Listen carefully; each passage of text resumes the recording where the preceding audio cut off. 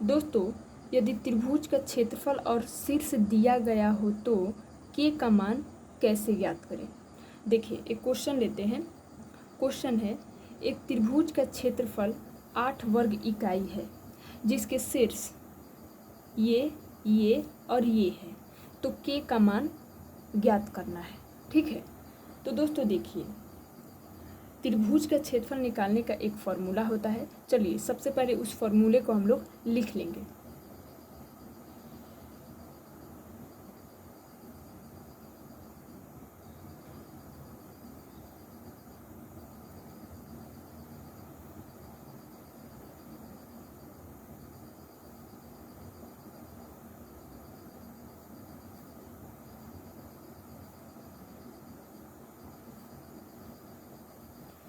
ये है फार्मूला।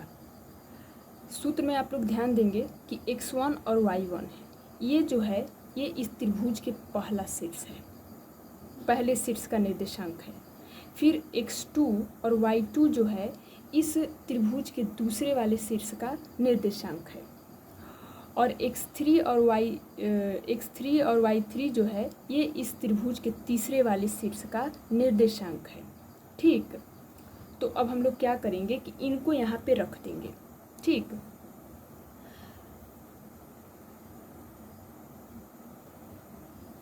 पहला वाला निर्देशांक क्या है, -2, 0, यानी कि x1 जो है -2 है और y1 जो है 0 है, तो यहाँ पे लिख लेंगे -2 फिर 0। ठीक, फिर दूसरे वाले शीर्ष को लिखेंगे तो यहाँ पे x2 जो है x2 2 है और y2 0 है, तो यहाँ पे लिख लेंगे 2, 0। फिर तीसरे वाले शीर्ष के निर्देशांक यहाँ पे है x3, तो यहाँ पे x3 जो है वो क्या है, 0 है। फिर y3, तो y3 क्या है, k है। ठीक है, फिर यहाँ पे 1 लिख लेंगे, यहाँ भी लिख लेंगे, यहाँ भी लिख लेंगे। ठीक है, अब दोस्तों त्रिभुज का क्षेत्रफल क्या है, 8 वर्ग इकाई, तो क्या इसके बराबर में हम लोग लिख सकते हैं 8? हाँ, लिख सकते हैं। अब हम लोग करेंगे क्या दोस्तों, ध्यान दीजिएगा। ये इस सारणी का पहला पंक्ति है। इसी पंक्ति के सापेक्ष इस सारणी को हम लोग विस्तार करेंगे, या फिर इस तरह से समझ सकते हैं कि तोड़ेंगे। ठीक है, तो चलिए हम लोग इसको विस्तार करते हैं, यानी कि तोड़ते हैं। तो यहाँ पर है 1/2। ठीक, फिर इस तरह से निशान बना लेंगे। फिर दोस्तों देखिए, ये है -2 और एक कहाँ पर स्थित है, पहली पंक्ति और पहले वाले स्तंभ में स्थित है। तो हम लोग यहाँ पे लिख लेंगे -2, फिर इस तरह से बना लेंगे। तो -2 पहली पंक्ति और पहले वाले स्तंभ में स्थित है, तो इसको और इसको छोड़ देंगे और इसको हम लोग लेंगे।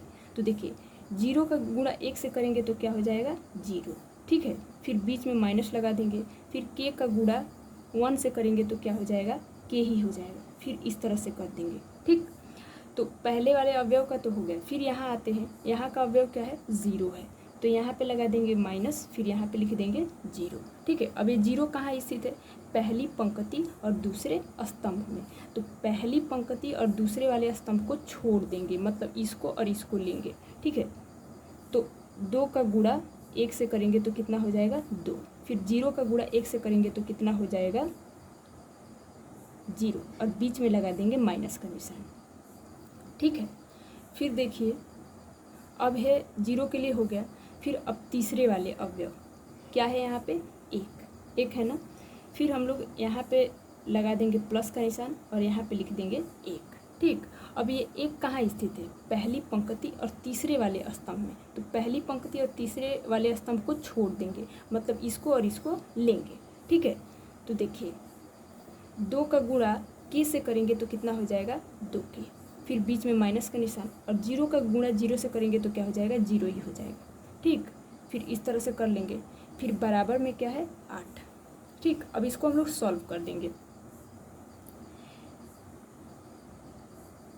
देखिए, -2 का गुणा 0 से करेंगे तो क्या हो जाएगा, 0। फिर -2 का गुणा -k से करेंगे तो क्या हो जाएगा, +2k। ठीक, अब 0 का गुणा इससे करेंगे तो क्या हो जाएगा, 0 ही हो जाएगा। फिर आगे क्या है, प्लस का निशान। अब देखिए 1 का गुणा हम लोग 2k से करेंगे तो क्या होगा, 2k ही हो जाएगा। फिर 1 का गुणा -0 से करेंगे तो क्या हो जाएगा, -0। फिर बराबर में क्या है, 8। फिर से हम लोग 1/2 लिख लेंगे। अब देखिए यहाँ जो है 0 में 2k को जोड़ेंगे तो 2k ही होगा, ठीक है। फिर यहाँ पे 2k को इसमें जोड़ेंगे तो कितना हो जाएगा, 4k हो जाएगा। फिर तो यहाँ पे हम लोग लिख लेंगे 4k, फिर बराबर में क्या है, 8। फिर हम लोग क्या करेंगे कि 4k/2 बराबर 8, तो 2 दूनी के 4, ठीक है, यानी कि 2k बराबर क्या हो जाएगा, 8। फिर यहाँ से k का मान निकाल लेंगे तो यहाँ पे लिख लेंगे 8, और ये जो 2 है इधर गुणा में है तो इधर कहाँ चला जाएगा, भाग में। 2 चौके 8, यानी कि k बराबर क्या निकल के आया, 4। यही हो जाएगा आंसर।